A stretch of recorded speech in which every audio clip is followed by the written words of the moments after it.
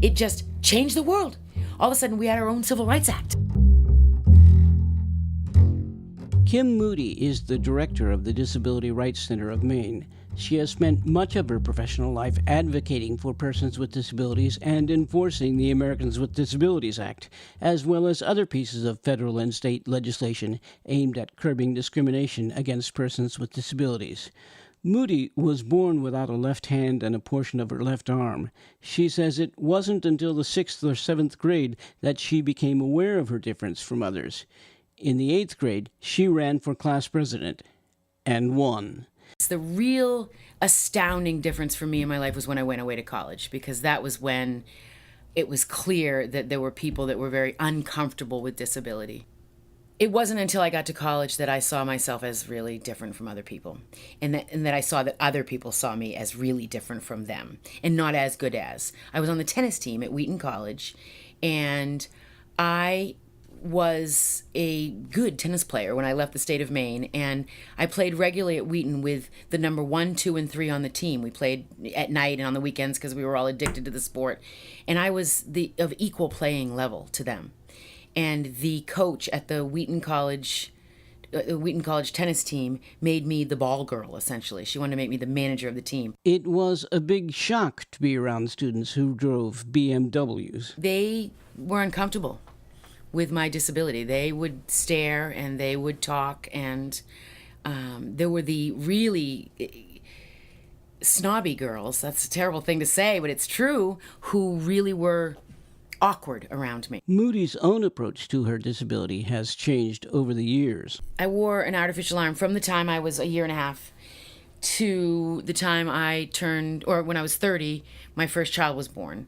And I had always worn this prosthetic device and would not go out of the house without it. Never wore, it was very, I guess it's vanity, but never wore strapless anything, because I never wanted the straps to show, as if people couldn't see this great big artificial arm, but it had something that had over, 20 years of growing up with this thing. And then when I strapped it back on to leave the hospital with my brand new baby and went to pick him up out of the bassinet, and realized, I don't want this thing on, because it was just not, it's a stainless steel hook. And so I took it off, put it in my bag, and really have never really worn it again since, except for biking or playing tennis or, doing skiing. Moody graduated from college in 1984 and began working for the Disability Rights Center of Maine in 1987. 3 years before the Americans with Disabilities Act was signed. What was it like before the ADA? People with disabilities were far more likely to be institutionalized. All across this nation, our institutions for people with psychiatric labels and mental illness were bigger. Our institutions for people with intellectual and developmental disabilities were bigger. There's been a movement based on the ADA, because of the Olmstead decision that was promulgated due to the ADA. There has been a movement nationally to pull people with disabilities out of institutions. The 1999 Olmstead decision mandated community-based services for individuals who did not oppose community-based treatment, and where those community-based services could reasonably be accommodated. The Americans with Disabilities Act passed the House on May 22, 1990. But because of a controversial amendment, stalled for 2 months in the Senate before it finally passed both houses. During the interim, Moody was among those who traveled to Washington. Because we were mad, that how could this be happening? How could the House pass this and the Senate not let it languish? There was just so much power and hope and dreams, and it was just an incredible time of the real heart of a movement. So we had, people from all ends of the spectrum, both ends of the spectrum. So people that wanted to work with everyone to make sure that we could get everyone on the same page and find consensus and all that, all the way to the other extreme of people that were just so angry that this was taking so long and made so much sense, that how simple is this to do. She says there was a feeling of empowerment that 25 years later, the disability community is trying to revive. The feeling was, I am no longer ever going to be considered less than. In fact, I think I might be better than you because I have a disability. I mean, there really was some of that going on, I think. And she gives the ADA credit for enormous changes. I think it is a completely different world from what it was pre-ADA. If you think about it from an advocacy perspective, we didn't have many laws to protect people's rights. But there is still a long road ahead.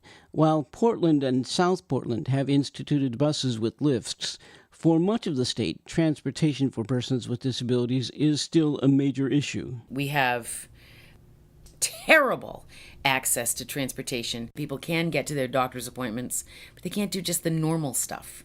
Go to the movies, go to a friend's house, go to a party. There's no access to transportation for that. And a lot of people with disabilities still do not drive vehicles. And some things will take more than legislation to change. Discrimination and stigma are rampant. A law cannot change that. A law can we can file a lawsuit using this law, and then we can get press around that. And if we get the press to cover that case in the right way, there will be some sympathy for that plaintiff.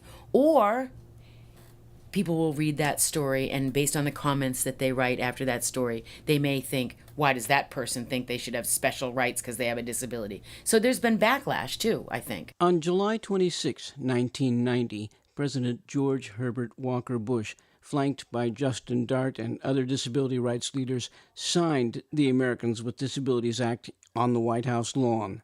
That, says Moody, gave disability rights advocates for the first time some real leverage. With the passage of the ADA, all of a sudden, advocates and lawyers had a stick so that we no longer had to just beg and plead for people to do the right thing. I'm Keith Ludden. Our series on the 25th anniversary of the Americans with Disabilities Act is funded in part by the Maine Humanities Council, in partnership with Oral History and Folklife Research, Alpha One Independent Living Center, WMPG, and the Disability Rights Center of Maine.